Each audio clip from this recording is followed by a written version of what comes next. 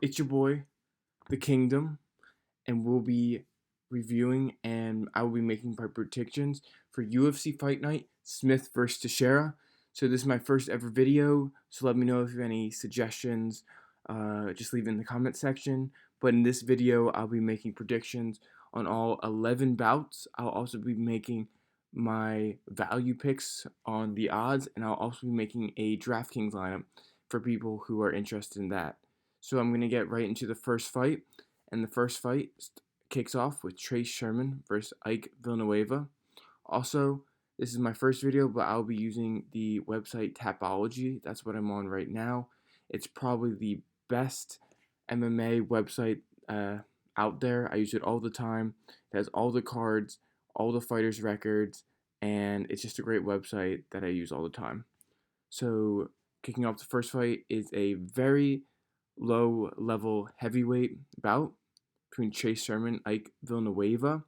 So, Chase Sherman has been in the UFC before. He was on a bit of a losing streak. He lost 3 straight, got finished in 2 of them before he was out of the UFC.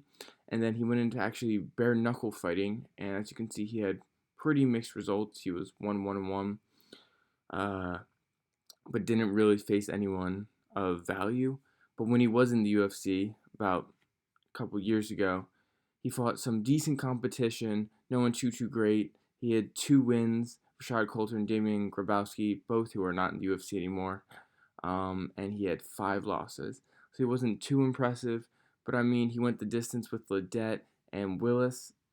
And he also got knocked up by Walt Harris, which isn't too much of a big deal, Augusto Sakai, and Shamil Abdurakhimov. So honestly, Chase Sherman, he has good leg kicks, but he is nothing really to write about. But he is a big 6'4", 78 reach heavyweight, and he trains at Jackson Wink. But Ike Villanueva is even lower level, 60-9. He has 9 losses, and he hasn't even been in the UFC yet, which isn't really a good sign. His best win is ironically Rashad Coulter, who Chase Sherman beat a little bit ago, and his other wins in Fury FC really aren't anything special. He does have some knockout power, 4 straight wins in the first round, but he's lost to guys Trevin Giles, who was in the UFC, Justin Ledet, as we previously talked about. But this guy is a light heavyweight, as you can see. He's only fought in light heavyweight. This fight was heavyweight.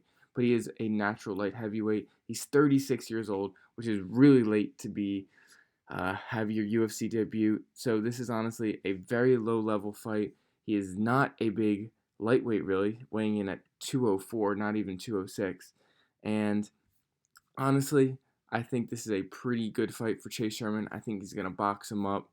And honestly, I think he's going to finish him. But I do think there is some value in Chase Sherman by decision. But my prediction will be Chase Sherman, and the result will be by decision. So our next fight is Hunter Azure versus Brian Kelleher. So Brian Kelleher, staple in the UFC. He has been in the UFC for a while now. He's been in some wild fights dating back to 2017. Good wins over Yuri Alcantara, who's pretty decent. Damian, pretty decent. Renan Barao, we all know him. And his latest win was an upset against Odi Osborne. Honestly, his losses are against pretty good competition. Marlon Vera is very good in my opinion. John Lineker is the man, huge power. Montel Jackson is an up-and-comer. So honestly, he's lost to very good top 15 ranked opponents, and he's beaten lower level guys and finished 3 of the 4 of them. Julian Arca is also a very good win, twice. Hunter Azure is somewhat new to the UFC. He has 1 UFC win, but it is good. Bracketon is very solid, and he won on the Contender Series, but he doesn't have too much experience. He has decent amount of amateur fights, and he's undefeated. He's lost 1 amateur, triangle choked, but most of his fights usually go to decision, and honestly, I think he's a little bit overrated. I think Brian Kelleher does beat the non-ranked opponents, and I do believe Brian Kelleher is going to win, and he's going to win by submission. So the third fight goes Omar Morales versus Gabriel Benitez. So we'll first look at Omar Morales. He's newer to the UFC. Will be his second fight. He's also a contender guy, fought in Bellator. But as you can see, his Bellator and previous, literally 3 guys have no records, and the other are terrible. He has 2 good wins: Harvey Park, who isn't that good, and Jong Hyun Ma, who has been in the UFC for a little bit, but is not very good in my opinion, and didn't finish him.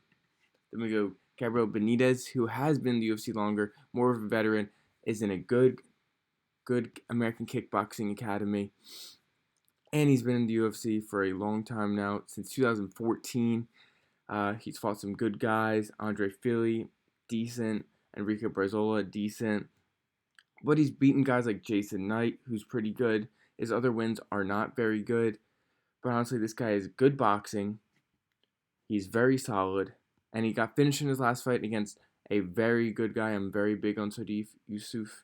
But honestly, I'm going to pick Gabriel Benitez by decision. Then, for the fourth fight, we got the biggest favorite on the card, Sijara Eubanks. She had big hype going off tough. She won tough, beat Roxanne Modafferi. She went on a 2-fight win streak, beat Roxanne again, who Roxanne is pretty good. She's only really lost to Caitlin Kujikian, sorry about that, Aspen Ladd twice, and Betch Correa, which is her worst loss to date. But she's pretty solid, she's got good wrestling, and she's massive for this weight class. Sarah Moras is honestly an okay fighter at best. She lost to Jessica Andrade, nothing really too shameful about that. Julia Penne, also a decent fighter. Macy Kiasen, decent fighter. But her wins are not very impressive. Ashley Evans Smith is okay. Liana is okay. But honestly, this girl is not a very good fighter. Sijara Eubanks is going to win, and she's going to win by decision. Our next fight goes Michael Johnson versus Thiago Moises, which I think is going to be a barn burner. Michael Johnson usually brings it. He's getting up there in age. He's 33 now. He used to be top 10, top 15 fighter. But as you can see, he's lost 5 of his last 7 fights. He's lost to Stevie Ray, which really was a bad loss. The Josh Emmett fight was very, very good until he just got popped, dropped, and lost. But honestly, his 2 wins, Artem Lobov, who sucks. He only has hype because of Conor, and a split decision win by Andre Fili. But his losses before that, Khabib, Gaethje, Elkins, not too bad. He knocked out Poirier in the main event a while ago, 3+ years ago now. But he still has showed that he can fight with the best. However, he does struggle. He got his back taken by Darren Elkins and choked out. And he does struggle with that wrestling, jiu-jitsu, which I think Thiago Moises will be able to utilize. So, Thiago doesn't have that much. He lost to Jason Knight, Beneil Dariush, and Damir, who I think is a very good fighter. However, he beat Kurt Holmbach, who's pretty good, and he has some good wins against Jeff Peterson and Gleedson Kudus. I think that Moises is more fresher. He's 8 years younger, and I think Michael Johnson is just washed up, and I believe that Moises is going to win, and he's going to win by submission. Then we kick off the main event prelims, as they call it, is another heavyweight fight against the legend Andrei Arlovski versus Felipe Lins. So Arlovski has been in the fight game for forever now. Many people thought he was washed up, but he's actually turned a completely new career. He used to be this knockout or get knocked out artist, but at his last 1, 2, 3, 4, 5, 6, 7, 8 fights, 9 fights, 8 of them have gone to decision, and he's fought some pretty powerful guys during that fight. Walt Harris has some power, Shamil has some power, Ty has definite powers, even Stefan Struve. He got knocked out cold in 29 seconds, as you can see, by Rosenstruck, but Rosenstruck knocks out everyone but Francis, as we saw a couple days ago. But yeah, he definitely can beat some solid heavyweights. Ben Rothwell is decent. Struve, Albini, and he loses. I believe the Augusto Sakai fight, I watched that. I definitely think that Arlovski won that fight. That was a little suspicious. He got a little robbed there, but I definitely think he won that, so he can definitely fight with some good fighters. Then we go Felipe Lins. This will be his first UFC fight ever. He's coming off the PFL uh, championship winner, and it looks like he's got some power. He's finished his last 4 opponents, but honestly, Alex Nicholson is just a blown up heavy lightweight.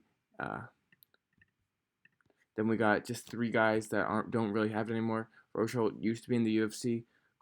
Copeland really doesn't have it, and these guys are just below UFC level. I really don't think that Lins has faced a UFC level fighter ever in his career, and I think he's going to be in trouble with Arlovsky. I think Arlovsky is going to box him up, and my pick is Arlovsky by decision, and I'm pretty confident about that one. So then we got 5 fights going into the main card. We got Carl Robertson, who is a hyped prospect, versus Marvin Vettori, who's also a pretty decent prospect. This is a good fight. Robertson's only loss in the UFC are against Ferreira and Teixeira, both first round arm triangle choke finishes.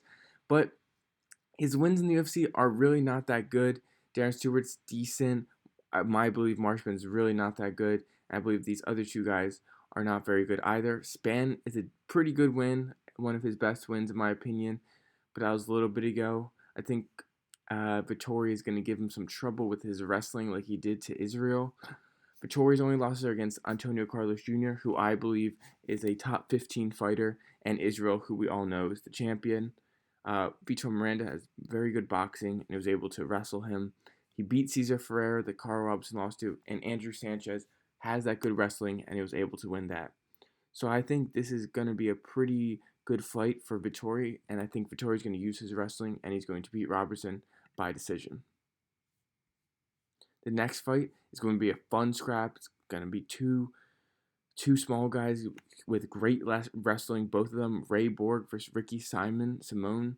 So Ray Borg used to fight at the 125, but he's moved up. He had a nice last win against Rogerio Bontorin and Gabriel Silva in his previous fight. He lost to Casey Kennedy, got boxed up a little bit, but before that, his only loss was Johnson and Scoggins. So Ray Borg has very good wrestling, and I think that could give Ricky a little bit trouble. Ricky probably would have lost the Merab fight if he didn't have that choke at literally the final second. I was live at that fight, and Merab was going to win that fight, but he just got choked out at the final second of the fight, which was crazy. Montel Jackson is a good win. So was Ronnie Yahya, but he's getting a little old. He got knocked out by Faber in one of the first punches of the fight, so I don't really put any much thought into that. And he lost to Rob Font, who I think is a very good fighter, potential top 10 fighter. So these are 2 really good fighters. I think it's a very close call. I think it's definitely going to go to decision. But if I had to make a pick, I'm going to give it to Ray Borg. Ray Borg by decision. But it's a very, very, very close fight, and I can see it going either way. Then the next one is 2 of the top prospects. Drew Dober has been in the UFC for a while now, but he just started to shine. His really only losses are OAM and Beneil Dariush, 2 very good fighters, but he's coming off a huge knockout by Nasrat, and he also has a win against Paul Reyes. He's looked like a dominant beast in those last 2 fights. As you can see, 2 knockouts in the first minute 20. Also has beaten Tuck, Camacho, and Berkman, who really aren't that great wins, but these last 2 wins are very good. But he's been choked out his last 2 losses, which could lead to some trouble against Alexander Hernandez. Alexander Hernandez came out of the blue, knocked out Beneil Dariush as a huge underdog in 42 seconds in his UFC debut. He also beat OAM in a great fight. He lost to Cerrone. He honestly got his ass kicked in that fight, but Cerrone's the man, we all know that, and he beat Trinaldo. So I think these are 2 really good fighters, but I believe that Alexander Hernandez is going to get the win, and I think he's going to choke out Drew Dober, like Drew Dober's 2 other losses. I think he's going to get the win by submission. So then we go into the co-main event. It is another heavyweight fight against Ben Rothwell and OSP. So OSP, this is going to be his first heavyweight fight ever. I don't know why he's moving up. Maybe he just didn't want the weight cut. But he's fighting Ben Rothwell, and I think this is a very winnable fight for him. So He has a great win. He had his patent Vatten flute choke in his last fight. He lost to Krylov, Reyes, and Latifi, which really are good wins, but he has good losses. Sorry, but he has good wins against Corey Anderson, and I said Tyson Pedro is a very good win, and his last win. So a lot of his wins losses have gone by finish. However, I have a sneaky suspicion that this fight will go the distance. So Ben Rothwell has a win against Stefan Struve in his last fight, but that had a lot of controversy. I believe that uh, that Rothwell either punched Struve in the nuts like 3 times, and Struve was complaining, and that's why I was able to get the knockout. But I'm pretty sure Struve was winning that fight, and that was the only reason that Rothwell got that knockout. He lost to Arlovsky, which really isn't that impressive, and he had 2 other losses before that, and then you go down to 2016, 2015. To really think that Rothwell just has some mediocre boxing, and that's about it. However, OSP, I really don't think he's going to be able to knock out Rothwell unless his power gets crazy going up in a weight class. But most of his wins, as you can see, are by submission. But I don't think he's going to be able to submit Rothwell, so I see OSP to win by decision. Then the main event, Anthony Smith, Glover Teixeira. It's a good light heavyweight fight. Anthony Smith is coming off a massive win against Alexander Gustafsson, which he made Gustafsson actually retire. It was a really weird fight. Gustafsson didn't look good at all, but he's still able to beat Gustafsson, which is very impressive. He lost to John Jones, which mostly everyone does, and then he went on a tear, finishing Volkan, Rua, Evans. He lost to Santos, but finished Lombard, Sanchez. Most of all of his fights are going to be by finish, and he's looked very impressive. But Glover also, people thought he was washed up, but he's on this 3-fight win streak. 2 of them by finish. Beat Carl Robinson, Jan Kutaleba, pretty good. Nikita Krylov is pretty good. And yeah, Glover's only lost to Anderson by wrestling, Gustafsson in a pretty good 5-round fight, and he got smoked by Anthony Johnson. But I have a sneaky suspicion that Glover Teixeira is going to be able to box up Smith and actually finish him, and I have Glover by knockout. So those are my predictions, and now I'm going to go to my other favorite website for fight odds, Best Fight Odds, and I'm going to show you my value picks. So based on my predictions, I believe that Arlovsky is very good value at plus 135, and I especially think there's great value in Arlovsky by decision at plus 295. I think if Arlovsky's going to win, it's going to beat it by decision, and I really think that plus 295 is great value. Another fight that I think has good value is the Rothwell OSP fight. As we just talked about, I think it's going to go to decision. I can get plus 165 by that. I think that's great value. Also, Glover Teixeira plus 155 is good value, and Teixeira by KO is plus 625. I really think Teixeira is going to knock out Smith, and plus 625 is fantastic value.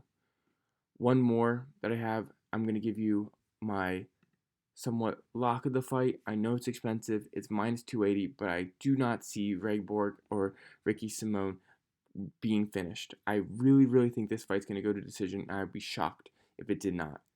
So those are my value picks. If you have any other questions about picks, just leave them in the comment section, and I will 100% respond to you. Then, for the final section of this video, we'll be going over a DraftKings lineup who I think there's good value and who I think are going to score a lot of points. So usually want to target heavyweight fights because heavyweight fights are usually end in finish and knockout, and knockouts give you good points. So my first fighter will be Chase Sherman. I think Chase Sherman's going to finish Villanueva. I think he's going to get a lot of strikes, and for 8,400 at minus 150, that's also a little bit good value. So I would definitely like Chase Sherman in my lineup. Then I'm going to go with Glover Teixeira. He's 7,200, dirt cheap. I think he's going to get the knockout, and if he gets the knockout, he's going to be in the winning lineup. So that is a must for me for my lineups. Then I believe that Thiago Moises is going to get some takedowns on Michael Johnson, and he's going to be able to submit him. I think he's going to get the submission in the second round. And I think he's going to get 90 plus points. And for 8,200, I got to pick him. Then I know I said I wasn't sure who's going to win, but I'm going to pick Ricky Simone. Ricky Simone gets a lot of takedowns, and takedowns get you a lot of points in DraftKings. And if he gets those takedowns, get those wins, he's going to score 90 plus points in the decision, and that's what I'm going to want on my team. So I got two fighters left, 8,800 average. So I'm going to pick Teixeira Eubanks. She's the most expensive fighter, but she gets a lot of takedowns in her fights. I think she's going to take down Ross a lot. She might get the late submission, late takedown, late finish, but I think she's going to get a bunch of takedowns, a bunch of strikes, and I think she's going to get me 90 plus points, and I'm very confident that she's going to get the win. Then, for my final fight, I'm going to pick Alexander Hernandez. I think he's going to be good value. I think he could submit Dober, as I said, and I like him as a good 7,900 underdog pick. So this is my lineup. I have 500 left, but this is what I would go, and these are my picks.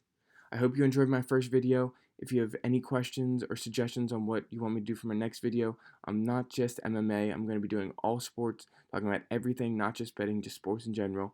And please make sure to leave a like, subscribe, and comment. Thank you. Thanks, guys.